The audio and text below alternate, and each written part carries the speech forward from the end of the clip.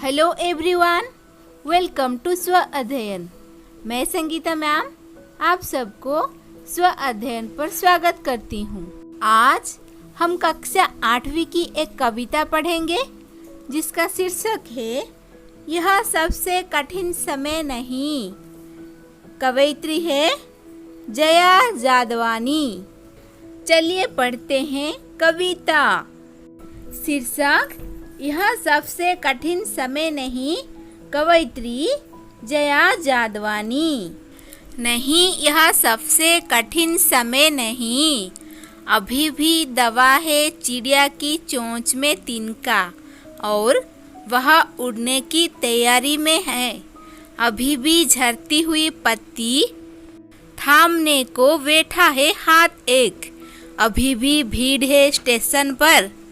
अभी भी एक रेलगाड़ी जाती है गंतव्य तक, जहाँ कोई कर रहा होगा प्रतीक्षा।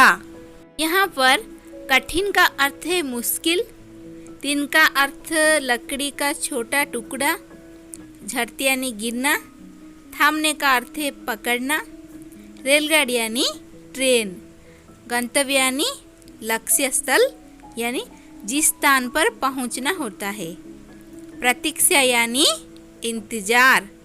तो हम इन पंक्तियों के भाव देखेंगे।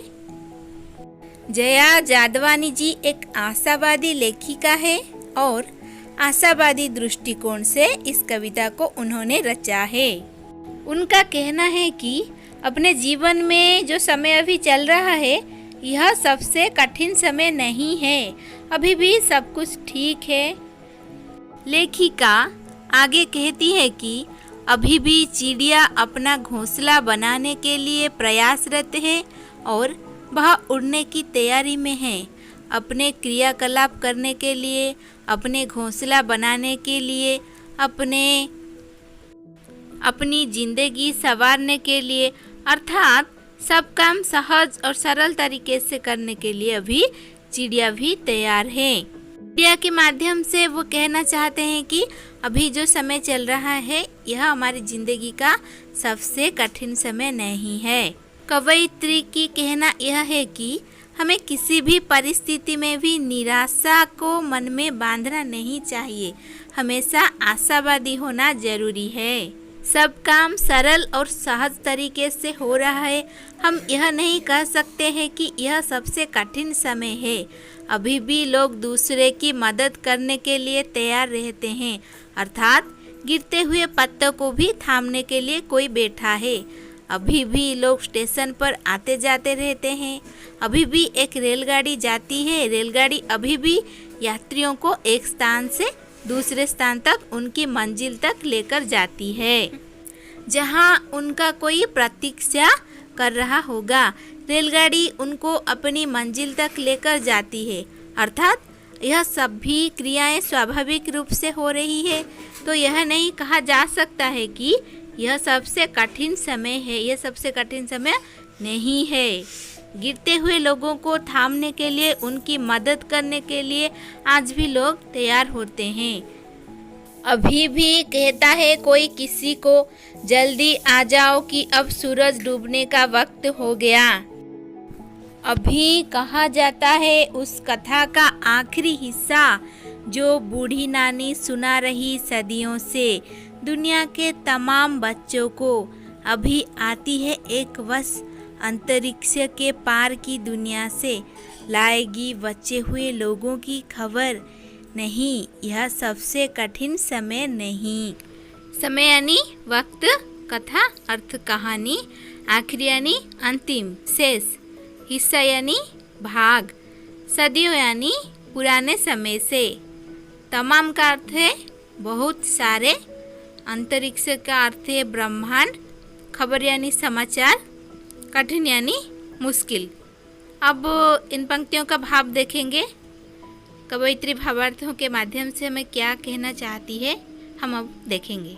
कवयित्री यहाँ पर कहना चाहती है कि अभी भी कोई किसी का इंतजार करता है, उसे पुकारता है और यह कहता है कि सूरज डूबने का समय हो गया है, तुम लौट आओ। अभी भी बूढ़ी दादी नानी पुरानी कहानियाँ सुनाती है। उनकी अंतिम हिस्से को बहुत ही रोचक तरीके से सुनाती है। दुनिया के बहुत सारे बच्चों को बूढ़ी दादी नानी अभी भी परियों की कहानी, अंतरिक्ष की कहानी सुनाती है। यहाँ पर लेखिका एक अन्य उदाहरण भी देती है कि जब नानी दादी बच्चों को अपनी अंतरिक्ष की कहानियाँ सुनाती रहेगी, दूसरे ग्रहों की कहानियाँ सुनती रहेगी, तब तक यह नहीं कहा जा सकता है कि अब सबसे कठिन समय की शुरुआत हो गई है। यह सबसे कठिन समय नहीं है, क्योंकि अभी भी क्रियाकलाप सहज तरीके से हो रहे हैं। अभी भी अपना अपना कार्य हम संपादन कर सकते हैं बहुत ही अच्छे से। तो यह सबसे कठिन समय नहीं है, ऐसा हम कह सकते हैं।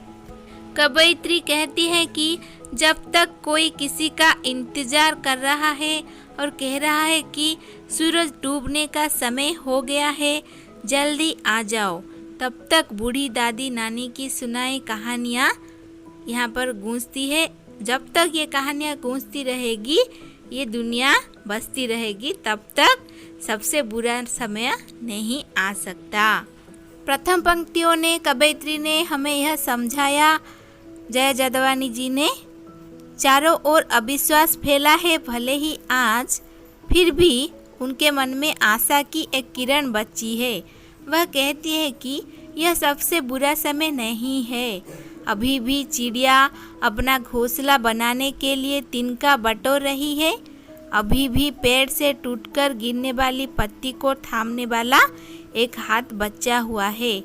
अभी भी स्टेशन पर इंतजार करने वाले यात्रियों को अपने सही स्थान पर पहुंचाने के लिए एक ट्रेन आती है। तो हम यह नहीं कह सकते हैं कि यह सबसे कठिन समय है। यह सबसे कठिन समय नहीं है, क्योंकि चिड़िया तिनका लेकर जाकर घोंसला बनाने की तैयारी में है। अभी भी झड़ती हुई पत्तियों को संभालने वाला कोई हाथ है, और अभी भी बूढ़ी नानी की सुनाई कथा आज भी कोई सुनता है। अंतरिक्ष के पार भी आज भी दुनिया है, अतः यह सबसे कठिन समय नहीं है। इस कविता में कवयित्री ने एक छोटी सी चिड़िया के माध्यम से यह बताती है कि जब तक वह घोंसला बनाने का प्रयास करेगी, जब तक वह अपनी इस क्रिया में लगी रहेगी, चिड़िया अपने घोंसला बनाने में व्यस्त है और कोई गिरती हुई पत्तियों को थामने के लिए लगा हुआ है, तब तक यह सबसे कठिन समय नहीं है और हो भी नहीं सकता। कवयित्री का कहना है कि निराश से भरे इस संसार में हमें आशा का दामन थामे रखना है। तभी इन पंक्तियों में वो कहती है कि यह सबसे बुरा समय नहीं है। आज भी कोई घर पर किसी का इंतजार करता है और सूरज डूबने से पहले उसे घर बुलाता है। और जब तक इस दुनिया में दादी नानी की सुनाई दिलचस्प कहानियाँ गूंजती रहेगी, तब तक ये दुनिया बसी रहेगी और सबसे बुरा वक्त नहीं आएगा। निष्कर्ष के तौर पर हम कह सकते हैं कि कविता में मनुष्य को यह समझाने का प्रयास किया गया है कि ये वर्तमान का समय सबसे कठिन समय नहीं है। अभी तो हमारे आसपास आश्वानित करने वाले अनेक कारक हैं। अब भी लक्ष्य को प्राप्त करना असंभव नहीं है। बस आवश्यकता है तो ईमानदारी से प्रयास करने की। अभी हमें निराशा होने की कोई आवश्यकता नहीं है।